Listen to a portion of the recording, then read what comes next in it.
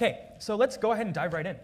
So, Mr. Deepak, you've written a lot about, in recent years, about India's history. You've commented a lot about of India's history, and in the last few years, there's been a lot more interest, both in India but around the world, about what India's history really is and how to talk about it. So, you've commented on the socio-cultural, socio-political sort of churn that's going on in Indian society right now. So, especially for those of us who are, like myself, Indo-American, could you please summarize and explain what is going on in India? What is this new interest in history from the level of people and from the level of the state? Could you summarize that for us? So first of all, thanks to SIPEC for giving me an opportunity to interact with the audience here. I think it's a fantastic lineup. I wish I had the time to stay back. I'd request everyone to stay back right until the evening, especially to listen to Mr. Sanyal, who's here. I genuinely don't think I have the kind of vision to summarize what's happening in Bharat, because I've seen this purely from the lens of my personal journey. Okay. And I suspect that at the very least, there's a significant cross-section of Bharat's population which relates to my journey. And that explains why there are people who consume what I have to offer. I think what has happened is you could perhaps compare the journey of a middle-class Indian family of the 90s with the journey of Bharat and the trajectory of the journey post-liberalization with Bharat's journey. So when you're trying to make ends meet and you're competing with self-imposed fetters on your ability to innovate and generate wealth, culture typically takes a backseat. And therefore, you're trying to make the most of the opportunities that come your way. English education has typically been seen as the ladder to climb the social ladder, or the means to climb the social ladder. And that largely defines people, at least from my generation and at least 2 generations thereafter. That, in a sense, is a microcosmic representation of Bharat's journey as well. My own sense is, if Bharat had not adopted the proto-Soviet model, so to speak, and had liberalized the market much before, in addition to, of course, setting up certain public sector units, which was very important for a nascent, fledgling, independent country, this so-called churn or journey that you're witnessing in, let's say, in the 2000s and post that, would have been advanced by a couple of decades.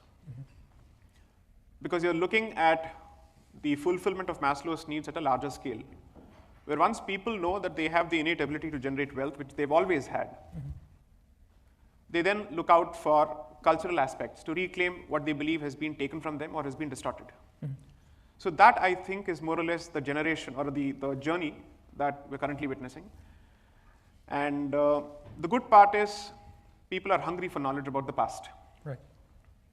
There is a very conscious awakening that what most of us have consumed or have been put through our schooling may not represent the reality, and that the education curriculum of this country, of Bharat, has been significantly politically shaped by those who took forward the policy of the colonizer significantly.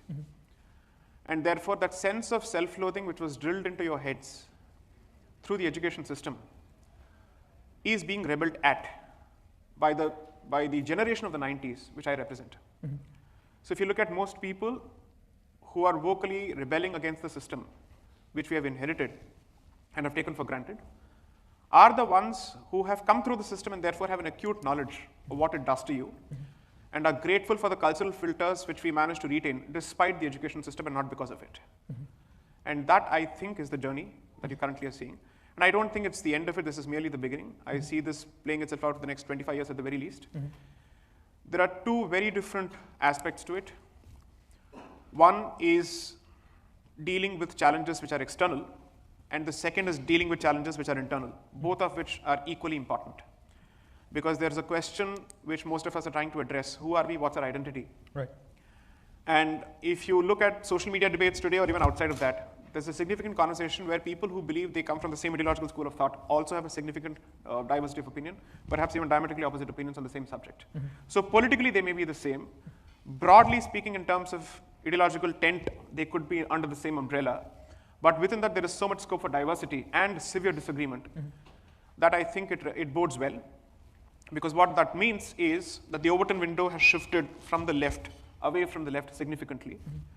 And if I've dropped the L-bomb, so be it. Yeah. So it's moved significantly away from the left. Sure. And now there is a lot of conversation happening within the non-left, not the right. There's a significant difference. At least I don't subscribe to the concept of a right or a left. So that I think is very interesting, which means the rules of the debate, the operating conditions or the boundary conditions within which we operate today are significantly being still determined, defined, and circumscribed by members of the non-left. And that will continue to be the way of the future because we are still trying to figure out the building blocks of the conversation. We're still, according to me, at time t0. Got it. So I'm happy to be a part of this exciting generation, and I'm happy to be a part of this fortunate generation because I think we are reaping the benefits of the sacrifices of several generations of people who went unrecognized and whose contribution towards awakening the Indic consciousness went unrequited, so to speak. So I think this is a culmination of their efforts and not solo efforts. Understood. I'm afraid if you keep getting applause forever, I might not get through all my questions, so I'll press on here. And I hope the audience is under no compulsion to. Right. One thing I wanted to ask. So I mean, it is interesting how you say that there's this sort of this self-imposed sort of mentality that has lasted for generations. You know, today in India we hear debates about well, India is a secular democracy. It's a constitutional. We have a liberal order. We have a constitution, a secular constitution. But now you're talking about sort of what the next 25 years will look like. Is as a constitutional country, as a country that was whose constitution is sort of framed to be a secular country and like as a traditional liberal democracy, how do we deal with the sort of rising tide that you're talking about of history in Bharat, in this Indic way of thinking? And a lot of people ask, what role do minorities or people who do not subscribe to that Indic mentality have, not only just in India but also in people who love to think about India who are outside of India, like everyone here? Right. I think the jury is still out on whether the Constitution was meant to be a secular document in the first place. I haven't seen the evidence for it. Okay. I haven't seen the evidence for it. Okay. And as someone who practices that area of law as one of my areas of core competence, I have been forced to revisit my own previously held notions as part of the research for the books. And second, I said this as much as part of my submissions before the Supreme Court, before a constitution bench, that why do we start with the assumption that the Constitution of Bharat is a liberal document? What is the basis for it? Is that an aspirational goal, or is that an axiomatic truth? In either case, I'd like to challenge it. Because I don't see liberalism as something that I wish to worship. And I don't subscribe to those values at all under any circumstances. And I don't want liberalism to define Bharatiya ethos. Bharatiya ethos will be defined by Bharatiya values, not by something that's been imported from outside. Bearing in mind our historical realities, our exigencies, so to speak, and certain aspects of our history which have presented us with certain legacy issues which we continue to deal with. I don't know if you're dealing with it, but we hope to. As far as I'm concerned, I perhaps am at disagreement with the premise of the question. That's one. Second, I don't think Bharat has ever needed a secular constitution to accommodate people of various hues. It's one thing to say that Bharat is a multi-religious society. It's one thing to say that it's a plural society, but it's another thing to take away its own sense of native identity. And I don't believe that Bharat needs to alienate its native identity in order for it to accommodate other identities at all in the first place. That has never been the case. The problem, I think, arises when matter and antimatter choose to coexist. Can they? And question of coexistence should never be answered by one community. That should always be answered by all communities in question who are let's say, stakeholders in the question of coexistence. And there, I think, the simpler way to look at it would be this. There is a civilizational identity which is not just cultural. Dare I say, it is religious. There is a religious component to it, and there is no need to run away from it. But that need not present a problem or an existential threat to the survival of religious minorities. Bharat is not the Europe of the First World War and the Second World War. So we don't need to suffer from European guilt under any circumstances. Europe's experience with respect to treatment of its religious minorities has not been Bharat's experience. So we don't need to suffer that foisting and that imposition under any circumstances. In fact, we have a much better track record, historically speaking. When we never had a constitution in the first place, we have accommodated the most persecuted communities from across the world, be it the Parsis or the Jews, right? Where was the Indian constitution when the Jews were accommodated in this country, in Bharat? There was no concept of a constitution in the European sense. Because you have to make room for an account for our civilizational ethos, which is fundamentally pluralistic. so long as you do not pit yourself against the values of Bharat. That is a red line, a line in the sand that every society is entitled to draw, and Bharat as a sovereign society and culture in the first place is certainly entitled to draw in light of its in light of the multiple waves of invasions it's seen, the waves of colonization it's seen, the waves of settler colonialism it has witnessed. So I don't see a problem at all. You have to realize that 50 kilometers away from Delhi, nobody knows the constitution. So it's not the constitution that's protecting people. In a country that's the size of Bharat, with 1.4 billion population, do you really think people walk around with the constitution? Can I do this? Does the constitution permit me to do this or not? Right. I don't think that's how it works. Right. You should ask a simpler question. Why is it that in a country of the size and scale of Bharat, which is actually a subcontinent that masquerades as a country, and with the kind of resource deficit it has, why is it still largely peaceful? How many countries can you imagine with the best of first world facilities which can manage the population of Bharat, and even if the size is bigger? I don't think that's going to happen. Right. Because you depend on law and order, but Bharat society functions on an internal cultural barometer. Never underestimate that. Right. So rule of law is good, but there is a rule of dharma that precedes the rule of law, which has animated Bharat society for generations, for eons. And that, I hope, continues to be the way. Because if you hope to put faith entirely in the legal basket, allow me to say this as a lawyer, it's a self-defeating proposition for a lawyer to make. The justice dispensation system rarely works in most jurisdictions. And it works for people with deep pockets. For everybody else, there's dharma, period.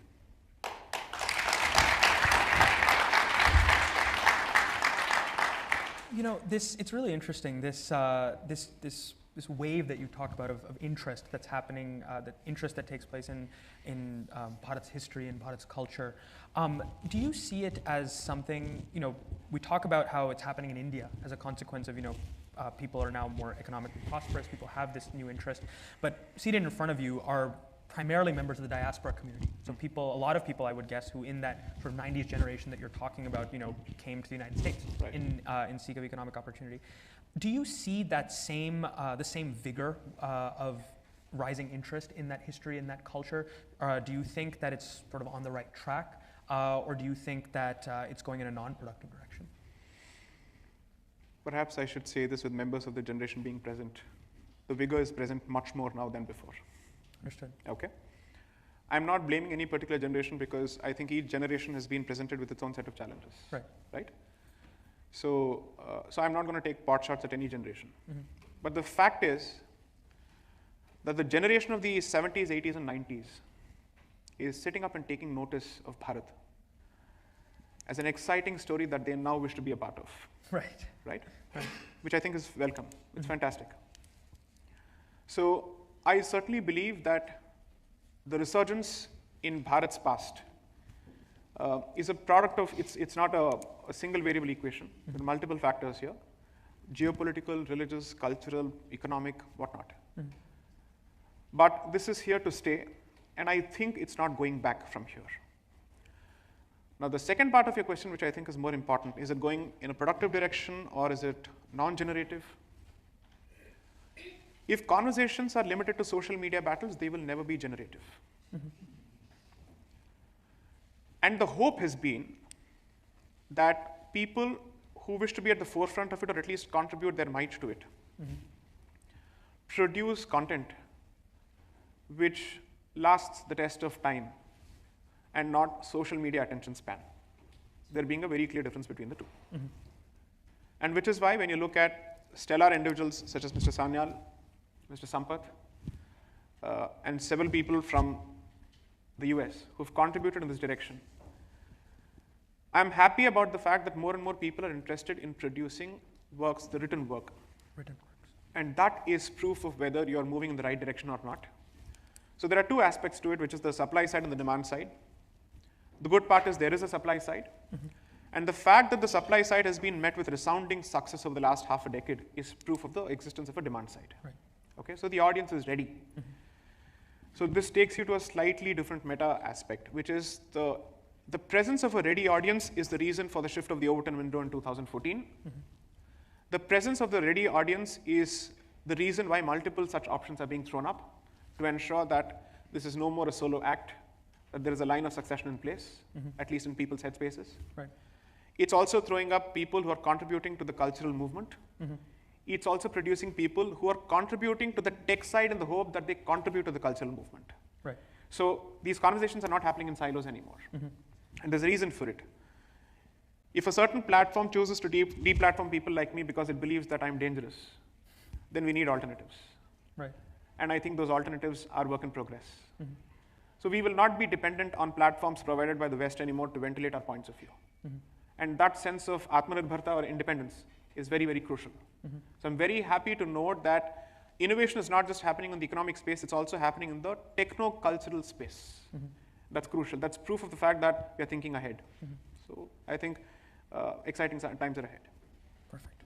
I want to talk a little bit more about, the diaspora sort of community. Like, there's this rising tide. There's a rising tide of interest in Bharat from that Indic point of view.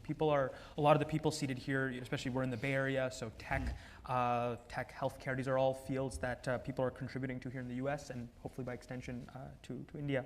But this is an election year, both in the United States, and in India. There comes the landmine. Yeah, we're going to get there at some point.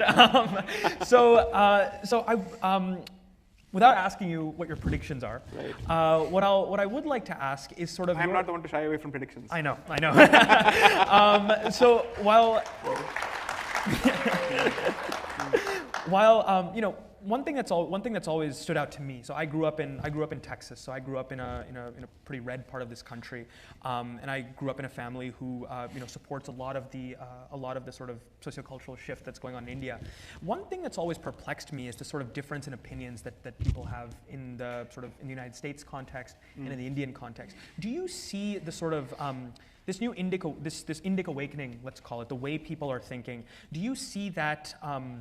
That change in confidence, that new mindset, as something that's applicable to thought outside of India and in the United States diaspora in particular, but maybe elsewhere? And if so, what bearing does that have for how members of the diaspora contribute to politics or to policy in the countries in which they reside?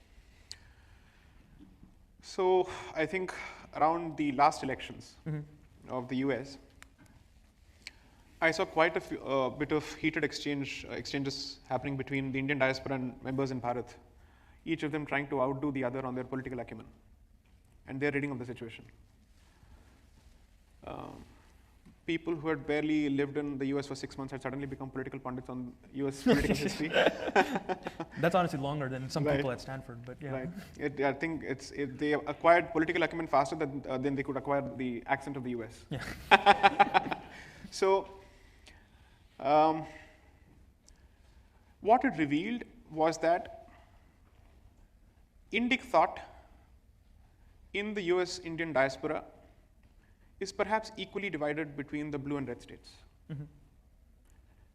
Which is why one of the things that I decided to do was to recede from the conversation for a very different reason altogether, because that conversation seemed more like an investment in a political ego as opposed to what matters to me and which is my bottom line in all conversations, civilizational interest. I have very little interest in political outcomes if it does not have a tangible bearing on my civilizational interest. So in that sense, you can call me a single agenda fanatic if you want. I have no problems whatsoever being branded as such. And that has been my approach both in Bharat as well as outside of it. Anybody who advances our interest as a civilization will be seen as a viable option. Now, how that lands on people is for them to ask that question of themselves in terms of how they rank their priorities and what those priorities are. I'm interested in only two things. This is in the specific context of Indian diaspora here, or Bharatiya diaspora in the US. Their safety. Whoever can ensure their safety will take precedence for me. Whoever can ensure that they continue to contribute productively to this country's economy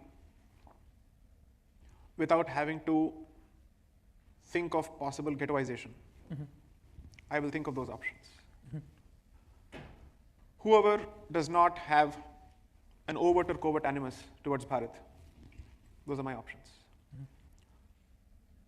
whoever understands that it's best to stay out of Bharat's internal politics, that's my option. These are the boxes that someone needs to check. And whoever fills in these boxes, I'm comfortable with them. I have no other problems. I have no problems with their local political affiliation whatsoever. Because I don't pretend to understand the local realities. And I don't wish to as well at this stage. My skin in the game is limited to the safety of my people, namely the Bharatiya diaspora, period. So as long as their interest is secure and nobody interferes with their ways of life and does not reinforce negative stereotypes that they've inherited from the British master, I will certainly think of those options as viable options. Beyond that, I don't care. Got it.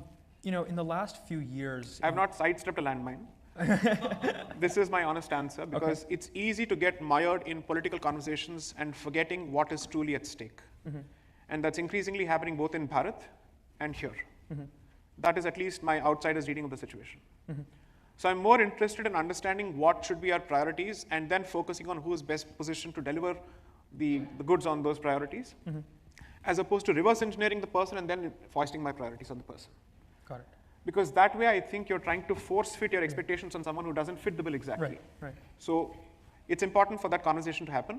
My only grouse has been that it's time for the Indian diaspora to actively take part in American public life. The extent to which they have contributed to other aspects of American society is vastly superior and therefore conversely inferior in terms of their contribution to American public life. You've lived here for 3 to 4 generations, it's time you made your presence felt. It's very important. And it's not just a question of a luxury anymore, I think it's becoming an existential imperative. That's my reading of it. So what is it that we are doing to coalesce? What is it that we are doing to put together the resources, both human and capital? And I'm not asking for a flexing of muscle as a show of strength. I'm just asking you to protect yourself in every possible way. Because the situation in this country is changing rapidly, and I suspect it's no more the America that you decided to plant your roots in. Next. Well, I'm going to step a little bit closer to the landmine here. Yes, please. So, so you said that. So you ended with a very interesting thing. This America is not the America that you stepped in. Yes. I'll give you, and I have a couple of examples that might be related to what you're talking about. So, we talk about Indians or Indian origin people in American public life, and one way to measure that is legislation that's being introduced, legislation that has to do with Indian origin people. Right. So as I'm sure everyone here is aware, in the last few years there have been state-level resolutions in California as well as in the state of Washington that have to deal with caste-based discrimination. Right. I'll just put that example out there.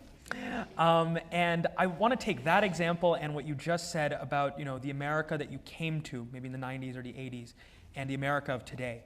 And I wanted to just put those two things out there, and I wanted to let you sort of explain the connection and talk a little bit more about what do you see happening in this country? Why do you say that it might not be the America that you originally came to? What undercurrents are going on? There's a live audience which I can't ask for a show of hands. How many want me to answer this question bluntly? That is everyone, so we're going to do it. Okay, good. So with the informed consent of the audience, please. Glad we got that on the record. We will be collectively responsible for the outcome.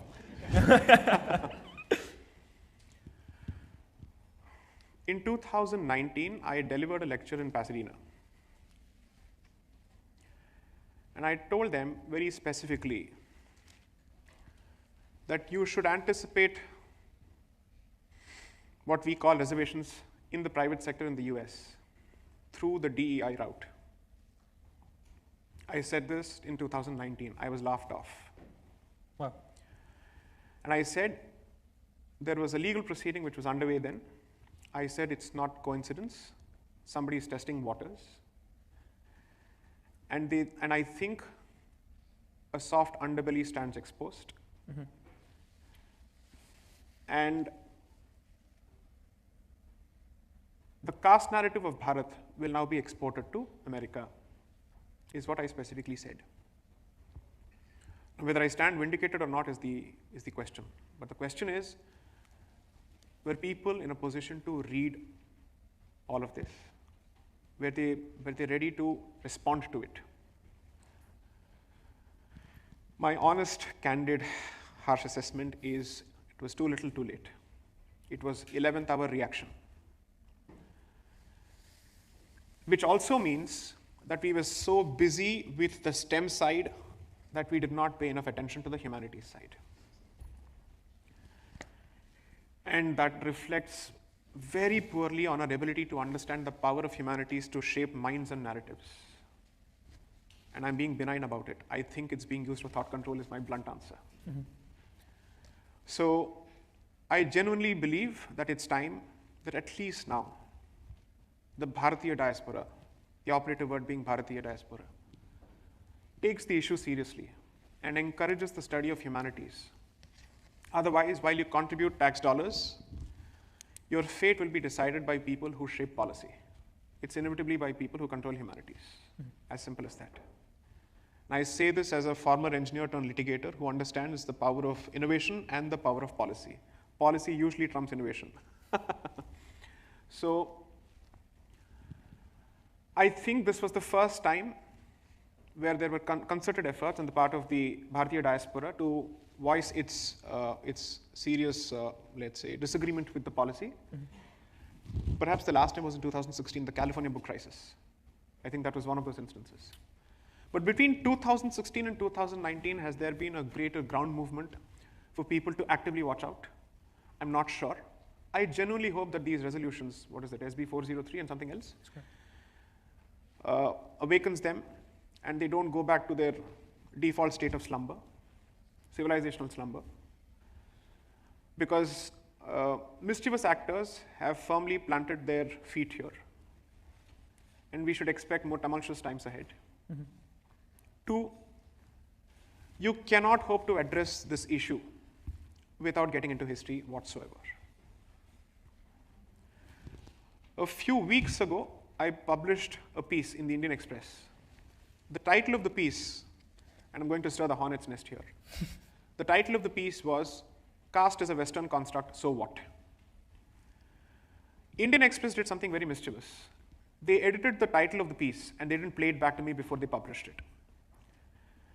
The title of the piece was, finally when it was published, "Caste is a Western Construct." So to anyone who reads the piece and focuses exclusively on the title, it seems I'm blaming the colonizer entirely for our caste structure. Whereas if you had actually bothered to read the piece, any lawyer would tell you never judge a contract or a document by the name of the document. You look at the content first. Whatever it is, whether it's a license or an assignment or a transfer or a mortgage or a hypothecation, depends on what the document says, not what it claims to say. Okay?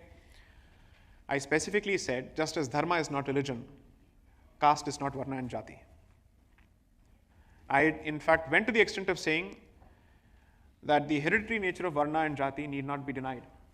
But you need to go a bit beyond that to ask yourself, why have these fault lines emerged significantly in public discourse post-1857? And that year is crucial because that is the year that the crown decides to take over Bharat from the company. Okay?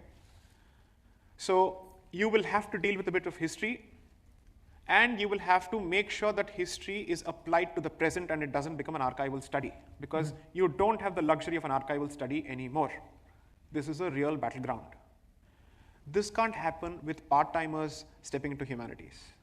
It's a battleground of its own. It needs its own set of qualifications. It needs people who are willing to understand the optics of it, who are willing to understand what to say and what not to say, because there's a huge landmine of politically correct filters in this area. Not that I care for it, I'm just saying. So that requires people to take this up full time. Now the welcome change, and which I think Bharat has initiated, is that people from the STEM side have transitioned into humanities and they've decided to apply their analytical skills to the STEM side, to the humanities side. And that, I think, is crucial, because the tendency of a person coming from the STEM side is to use evidence as much as possible to back their position, and not fall prey to confirmation bias where you decide a position and accordingly reverse engineer the evidence to support that position. Mm-hmm. Okay, so that, I think, has to start. But nevertheless, the bottom line and the larger picture, or perhaps the call to action that I'm making here is, kindly do not ignore humanities. If you choose to relegate it entirely to the margins, rest assured you will be pushed to the margins in a while. So please take it seriously is all I have to say. Perfect. As we wrap up here, because I do want to leave time for at least a couple of, or at least one or two questions. You know, you just said, you know, great piece of advice, sort of be more in tune with the humanities. And Stanford is a very interesting school because, well, it was founded and its sort of time of rise was really through science and engineering. It's been very privileged to sort of bolster its humanities and social sciences heavily over the last couple of decades. So we have a lot of great people there too. But because, you know, we're a student group and our focus is Stanford students and how do we get them sort of more involved in India's growth story and all the dimensions that you laid out. My final question, I guess, would be, what advice do you have to them, to the students that are sitting here, to the students that are watching online, not just at Stanford, but all over? What should we be doing? How should we be thinking about India's growth and from a civilizational narrative? I have no doubts in my head that India's material success is destined. I'm more interested in its ability to retain its identity while this happens. And the challenge here is slightly more psychological, which is how do we get Indians to look at Bharat from an insider's perspective and not an outsider's perspective? Mm-hmm. And that perhaps is a greater problem with people living here, not because there's a peculiar manufacturing defect, but because of the conditioning, because of the conditions you live in, and because of the system that you're exposed to, and also the fact that you don't live there. Mm-hmm. So one of the things that I've tried to address through whatever little I've been able to put out in the public domain is how do we get Bharatiyas to not see their culture through the prism of a tourist, right, who's looking for cultural relics, but who has to look for living traditions and living societies. Understand them from their perspective, not to necessarily defend everything, but also not to start with the premise they need reform. Right. They need to be civilized. I think that the shelf life for that kind of an approach is way past. I mean, I think we are way past that. Right. So that, I think, is the trick. Mm-hmm. And that's not going to happen unless and until you actually are in active touch with your roots. Everything else follows from that. Allow me to say this, the so-called challenge is not cultural. It is not political.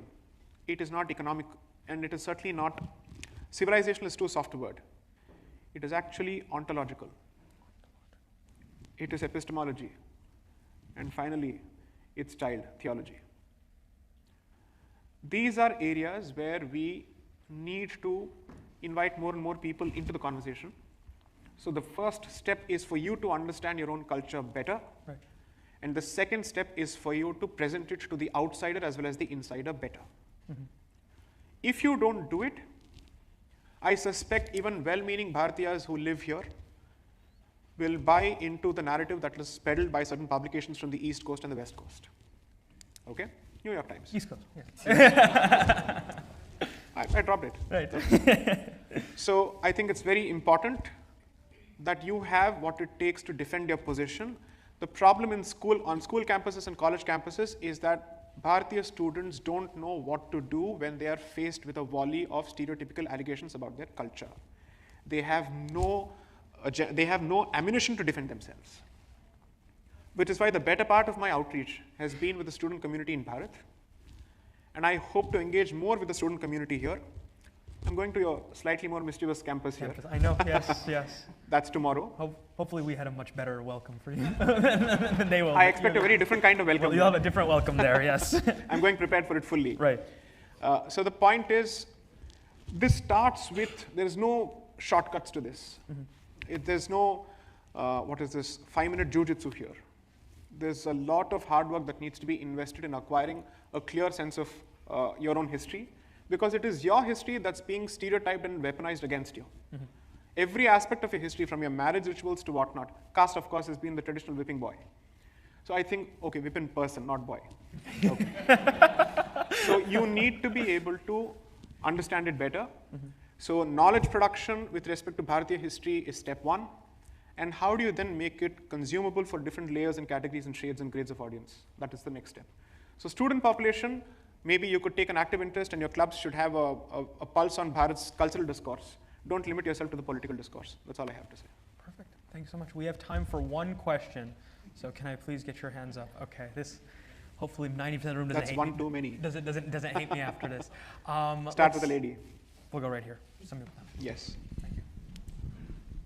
Namaskaram, Sai Deepak ji. Thank you so much for your speech and all the points you brought up. My question is, you mentioned epistemological challenges and how the current fight we're in is sort of a bigger ontological challenge. I'm wondering if you see the way we talk about development itself in India, when we talk about STEM and we talk about our technical expertise, would you say that we need a different way to even measure how the civilizational narrative can be pushed? And if so, how do you see that? Do you see that changing? And how would you push for such a change in the way we are talked about on the global stage, even when it comes to positive things? I think it's a fantastic question that needed to be asked.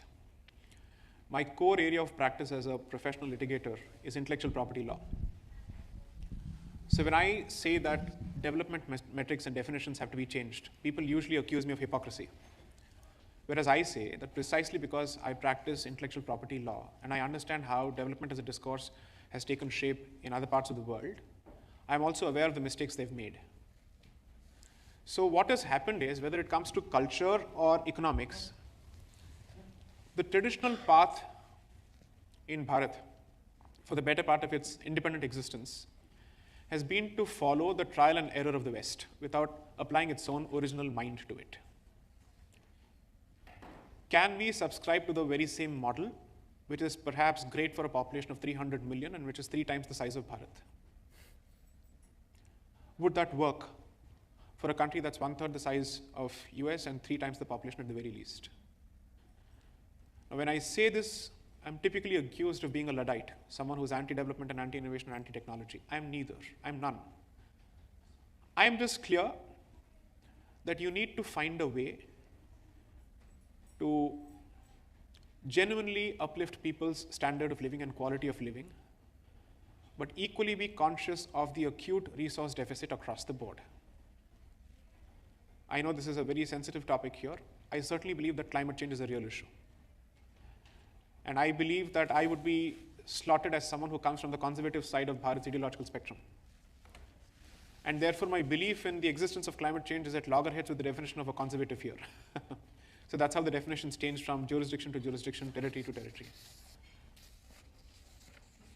More importantly, as an active and a proud Sanatani who believes in the value of dharma, I've said this before. Kalidasa's Raghuvamsam starts with a particular shloka, which is effectively a prayer to Shiva and Parvati as the parents of the universe. And they're typically seen as Purusha and Prakriti. So the existence of dharma without Prakriti is impossible. There is no concept of dharma or righteousness without nature or respect for nature. Precisely why I've said this in the dense, unreadable book that I've written. That if civilizationalism is used as a political tokenage merely to beat the other side in an argument, and it is reduced to a brownie point, then you will never apply it as an active filter and an active test when it comes to development or defining development. And for dharma to be a real benchmark or a yardstick or a guiding light for our policy shaping, it needs to equally feature in our developmental discourse. So I completely agree with you that I genuinely hope that just as Bharat has shown both vertebracy and originality and independence in retaining its independence on the geopolitical front and on the international front, it does not allow the West to repeat its mistakes in the name of harmonizing laws across the world and in the name of access to markets. Because they are interested in your markets, but we have a long-term sustainable interest to cater to, which is our own existence. So I hope, to borrow an adage from the colonial master, we don't act penny wise and pound foolish. Next. That's all we have time for, folks. Thank you so much, sir. Thank Really you. appreciate it. Thank you.